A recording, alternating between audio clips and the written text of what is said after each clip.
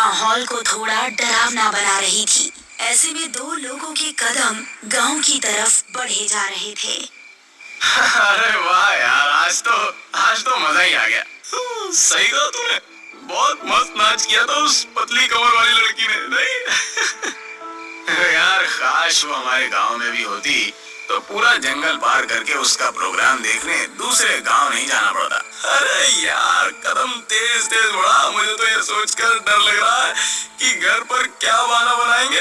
अरे हम कुछ ही मिनटों में गांव पहुंच जाएंगे। वो देख, वो कच्चा रास्ता आ गया। उसकी बात सुनकर महेश ने उस कच्चे रास्ते की तरफ देखा जिस तरफ कोई नहीं जाता था।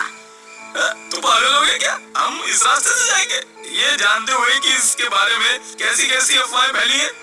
तू भी ना महेश, खुद ही अपने मुंह से कह रहा है कि अफवाह फैली है और फिर डर भी रहा है। मेरी बात मान, इस रास्ते से चलते हैं। 5 मिनट के अंदर हम गांव में होंगे, वरना भले रास्ते से जाएंगे तो 1.5 घंटा लग जाएगा। उसकी बात सुनकर महेश ने एक बार फिर से उस कच्चे रास्ते की तरफ देखा। वहाँ पर इस समय मौत का सन्नाटा छाया हुआ था। अरे चल यार, डरता क्यों है, मैं साथ हूँ ना। और उसको लेकर उस कच्चे रास्ते की तरफ बढ़ गया। दोनों अभी कुछ कदम ही चले थे कि उनको किसी के जोर जोर से सांस लेने की भयानक आवाज सुनाई दी।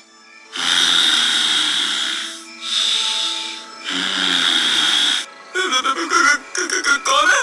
अरे यार डरता क्यों है, कोई कुत्ता ही होगा। रमेश अभी आगे चला ही जा रहा था कि तभी उस आवाज के साथ उसको किसी के कदमों की भी आहट सुनाई देने लगी।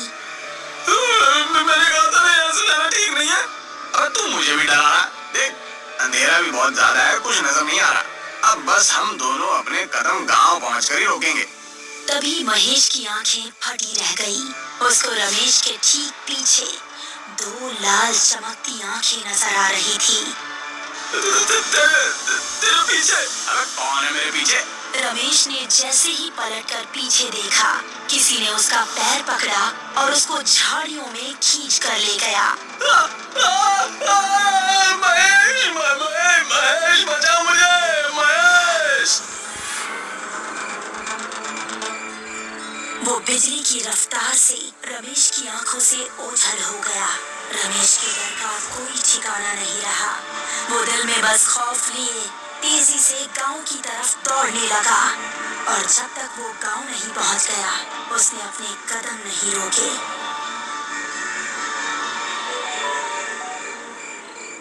अगली सुबह जब वो गांव के कुछ आदमियों के साथ उस कच्चे रास्ते की तरफ गया तो उसको रमेश की लाश 2 टुकड़ों में जमीन पर पड़ी मिली। उसकी आंखों से आंसू बह रहे थे और इस तरह इस कच्चे रास्ते का खौफ माधवपुर में और ज्यादा बढ़ गया। इस घटना के 3 महीने बाद मोहिनी, जो कि 21 साल की एक खूबसूरत लड़की थी, अपनी विधवा माँ और छोटी बहन मेघना के साथ इस गांव में रहने के लिए आई। बेटा, हमने वो गांव छोड़कर ठीक नहीं किया।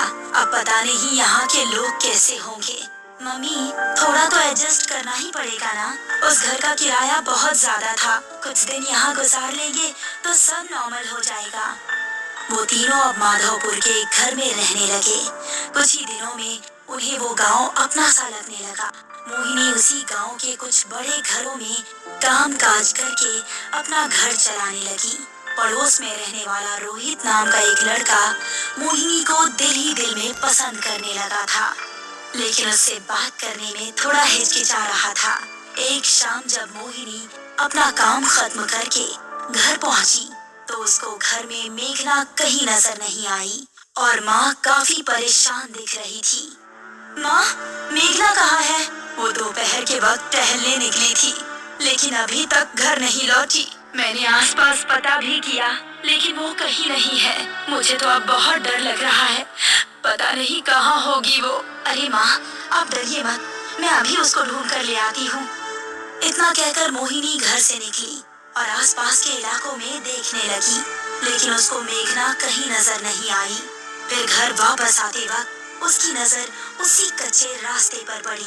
हर जगह देख लिया, लेकिन कहीं नहीं मिल रही। अब तो बस यही एक जगह बची है। हो सकता है कि वो यही यहीं पर हो। उसको जंगल जाना बहुत पसंद भी है। ऐसा कहकर वो उस रास्ते की ओर बढ़ गई। दोनों तरफ घना जंगल और उसके बीच से निकलता हुआ वो कच्चा रास्ता। अंधेरा होने पर वो बहुत ही भयानक लग रहा था, लेकिन छोटी बहन की तड़प उसको उस रास्ते की तरफ खींच कर ले गई। मेघना, क्या तुम यहाँ हो? उसको जवाब में मेघना की आवाज तो नहीं आई, लेकिन वही सांस लेने की आवाज आने लगी।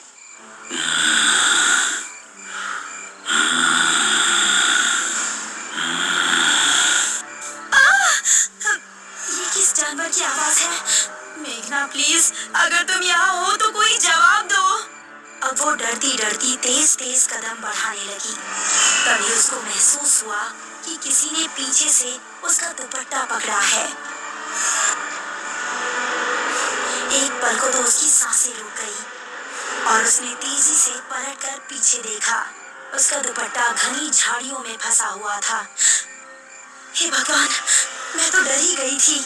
उसने झुककर अपना दुपट्टा निकालने की कोशिश की। झाड़ियों में काफी अंधेरा था और कुछ भी साफ नजर नहीं आ रहा था।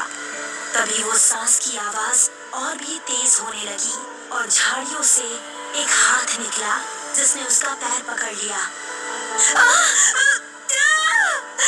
कौन है? छोड़ो!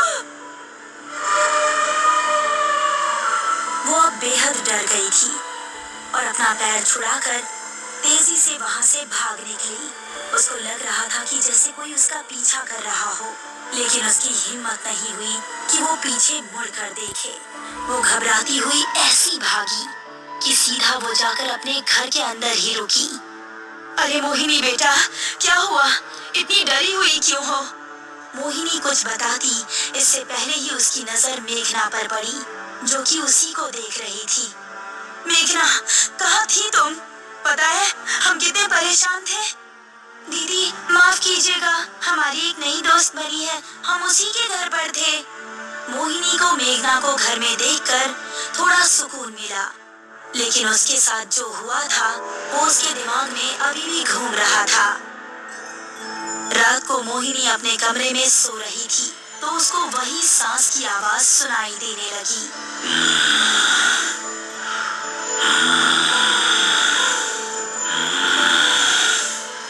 ये आवाज सुनकर वो जाग उठी और ये आवाज खिड़की की तरफ से आ रही थी। कौन है वहाँ? वो कमरे से निकली और घर के बाहर उसी मैदान में गई जो उसके कमरे की खिड़की के पीछे से दिख रहा था। कौन है? कौन हमारा नाम पुकार रहा था? मोहिनी ने गौर किया कि ये आवाज एक पेड़ के पीछे से आ रही है जिसके नीचे बहुत अंधेरा था। वो फिर भी हिम्मत करके उसकी तरफ कदम बढ़ाने लगी। जैसे ही वो उस पेड़ के पास पहुंची, किसी ने पेड़ के पीछे से निकलकर उसको कसकर गले लगा लिया। कौन है? छोड़ो हमें! अंधेरे में कुछ नजर नहीं आ रहा था, बस उन सांसों की आवाजें आ रही थी और महसूस हो रहा था कि जिसने भी उसको पकड़ा है उसका शरीर बेहद ठंडा है। बचाओ! बचाओ! उसकी चीखें सुनकर मेघना और उसकी माँ नींद से जाग गई। साथ ही पड़ोस में रहने वाला रोहित भी जाग चुका था। वो तीनों भागकर मोहिनी के पास पहुंचे तो देखा कि मोहिनी बेहोश पड़ी थी। मोहिनी, मोहिनी! रोहित ने उसको गोद में उठाया और उसको उसके कमरे में लेकर आया। क्या हो गया है मेरी बच्ची को? ये आखिर वहाँ पहुंची कैसे? माँ और मेघना दोनों बेहद डरी हुई थी। तभी मोहिनी को होश आ गया और उसने आंखें खोलते ही रोहित को सामने देखा। आप कौन हैं? मोहिनी, ये हमारे पड़ोसी हैं। यही तुम्हें यहाँ पर लेकर आए। तुम घर के पीछे क्या कर रही थी? मोहिनी ने अपने परिवार वालों को कुछ बताना ठीक नहीं समझा और उसने बात को टालते हुए कहा, कुछ नहीं माँ, वहाँ कोई कुत्ता बहुत देर से भौंक रहा था। उसकी आवाज हमें सोने नहीं दे रही थी, इसीलिए हम उसे वहाँ भगाने गए थे। हाँ, आपको वहाँ अकेले नहीं जाना चाहिए था। हम सभी बहुत ज्यादा डर गए थे। शुक्र है आप ठीक हैं। मोहिनी को रोहित की आंखों में अपने लिए फिक्र देखकर बहुत अच्छा लगा और इसीलिए उसने हल्का सा मुस्कुरा दिया। चलिए मैं चलता हूँ। आपको कोई भी जरूरत हो तो बेझिझक मुझसे मदद ले सकती हैं। आखिर पड़ोसी तो पड़ोसी के काम आता है। ऐसा कहकर रोहित वहाँ से वापस अपने घर चला गया। वो अपने बेड पर लेटा ही था कि उसको वही सांस लेने की भयंकर आवाज सुनाई देने लगी।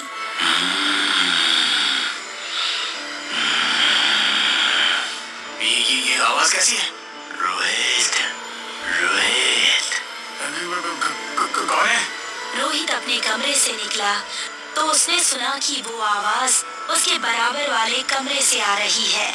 वो कमरे में पहुंचा तो पाया कि वहाँ पर कोई नहीं था, लेकिन वो आवाज आ रही थी। रोहित, रोहित, कौन है? जरा इधर आकर देख, मैं कौन हूँ? आवाज एक अलमारी के अंदर से आ रही थी। अब रोहित के चेहरे पर डर दिखने लगा। उसने गौर किया कि वो आवाज अलमारी के अंदर से ही आ रही थी। तुम जो भी हो, ये मजाक बिल्कुल अच्छा नहीं है। ऐसा कहकर रोहित गुस्से में अलमारी की ओर बढ़ा। उसने जैसे ही अलमारी का दरवाजा खोला तो उसके चेहरे का गुस्सा खत्म हो गया और आंखों में खौफ उतर आया। तभी एक भयानक लाल हाथ बाहर निकला और अलमारी का दरवाजा बंद हो गया और रोहित के चीखने चिल्लाने की आवाज अलमारी से बाहर आती रही। कुछ देर चीखने चिल्लाने के बाद अचानक से रोहित की आवाज आनी बंद हो गई। तभी धड़ाम से अलमारी का दरवाजा खुला और रोहित की कटी हुई गर्दन अलमारी से बाहर आकर गिरी।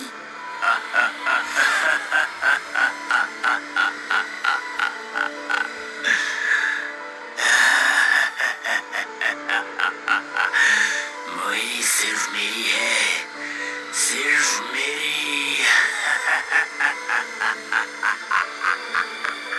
आखिर क्या है उस कच्चे रास्ते का राज? वो भयंकर सांसें किसकी है और कौन है जो लोगों की जाने ले रहा है? मोहिनी की जिंदगी में अब आगे क्या होगा? इन सभी खौफनाक रहस्यों से पर्दा उठेगा इस कहानी के अगले पार्ट में जल्द ही।